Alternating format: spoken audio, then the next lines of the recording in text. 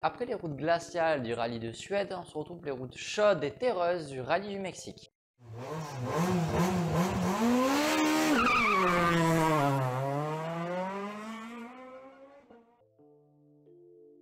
On va commencer par les WRC2 comme à l'accoutumée. Lindholm mène de la danse, 1 seconde 9 sur Greensmith, 2 secondes 6 devant Kajetanovic. Solberg se retrouve à 4 secondes 7, 5 secondes 6 se retrouve Martinez et 6 secondes 5 Fourneau. Fourneau réussira à s'illustrer et signer le meilleur temps de la S4.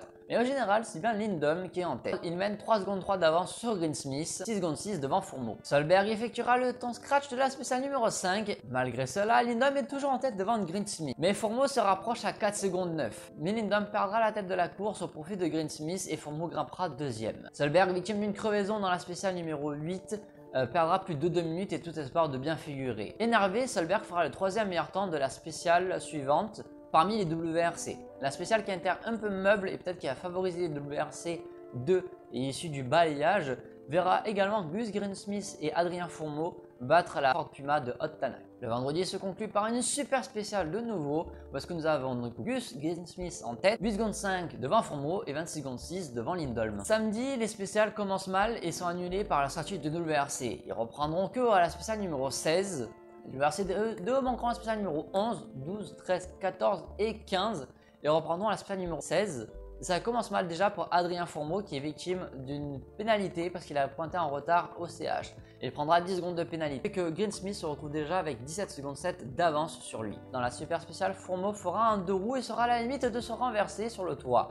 Il réussit à la sauver miraculeusement. Quant au dimanche, Gus Greensmith n'aura aucun problème et pourra gérer pour aller chercher sa première victoire WRC2 après être déchu l'an dernier de chez M-Sport et du WRC. Quant à Fourneau, les problèmes de fiabilité d'M-Sport sont toujours là. Il perd sa courroie d'accessoires, il me semble bien. Une courroie qui permet d'entraîner un alternateur. Il perdra la direction assistée et ensuite sa batterie se videra dans la longue spéciale de 30 km. Il devra s'arrêter et réparer. Il perdra plus de 18 minutes dans la spéciale, tout espoir de bien figurer. Lindholm et Solberg complètent le podium. Solberg arrache le podium malgré une crevaison et après avoir terminé la spéciale sur 3 cylindres au lieu de 4, il s'en sort plutôt bien. Nous allons passer maintenant au WRC. Comme il y en a coutume au Mexique, on commence dans une super spéciale. Ce n'est pas forcément le meilleur rallye, mais ça permet d'attirer les spectateurs et des sponsors. Et à ce petit jeu, c'est Tanak qui ouvre la route au rallye du Mexique, qui fait le temps scratch 8 dixièmes devant Rovanpera, 1 seconde 3 devant Lappi, 1 seconde 5 sur Evans, 1 seconde 7 sur Neuville, 1 seconde 8 sur Ogier et Sordo qui font exactement le même temps, 2 secondes 1 Loubet et 2 secondes 3 Katsuta. Ensuite, ils vont parcourir une deuxième fois la spéciale.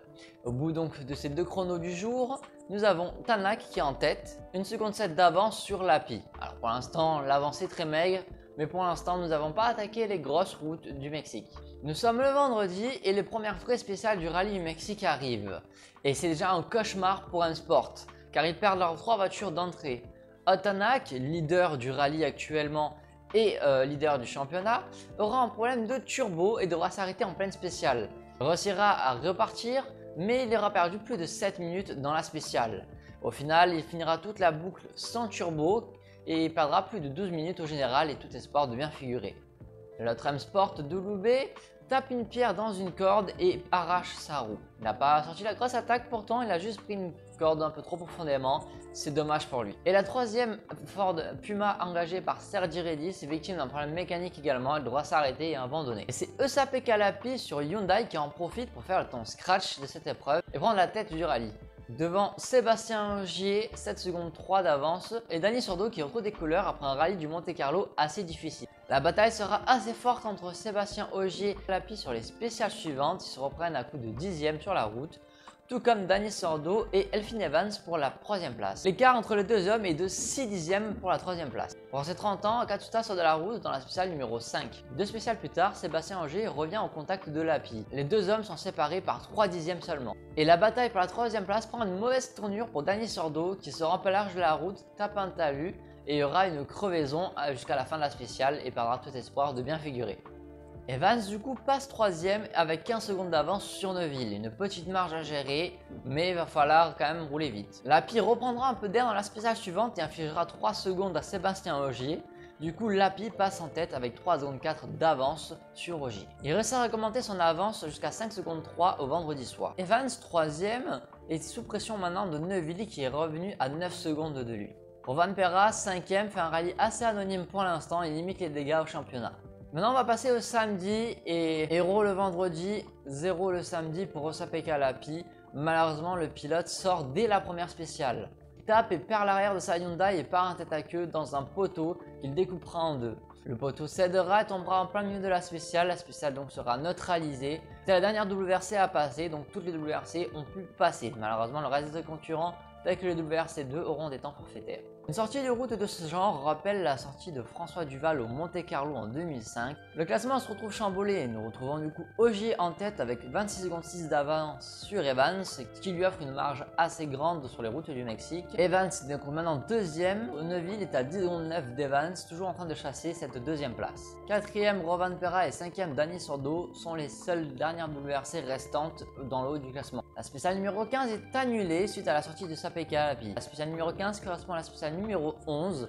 Le poteau électrique n'a pas pu être réparé et les concurrents ne peuvent pas s'élancer dans cette spéciale avec sécurité puisque le poteau peut retomber sur la route. Les spéciales suivantes verront Ogier augmenter son avance de plus de 35 secondes sur Evans, toujours deuxième, toujours chassé par Neuville qui est troisième, mais qui se rapproche dangereusement. Au samedi soir, les deux hommes sont séparés de 4 secondes 8. Loubet fait une nouvelle faute dans le S17 et perd sa Puma contre une clôture et abîme sa suspension arrière droit. Il devra s'arrêter et réparer. Ce sera le deuxième abandon en 2 jours pour le pilote corse. Au dimanche, Ogier s'impose pour la 7ème fois sur ce rallye du Mexique. C'est un record sur cette épreuve. Le précédent record était détenu par Sébastien Loeb avec 6 victoires sur ce rallye.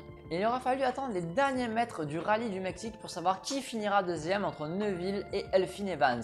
Et c'est au final le Belge qui s'impose 4 dixièmes devant Evans pour le gain de la deuxième place. 4ème Rovanperä fait un rallye assez anonyme et s'en sort en prenant quand même des bons points pour le championnat. 5ème Sordo, malgré une crevaison, s'en sort bien lui aussi. Nouvelle désillusion pour M-Sport, je l'avais dit déjà au Monte Carlo, ils doivent travailler sur la fiabilité, c'est important. Aujourd'hui, ils ont perdu des gros points au championnat avec Ott Tanak.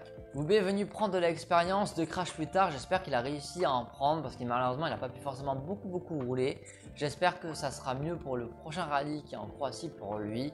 Il a du talent, il faut juste qu'il réussisse à se mettre tout bout à bout.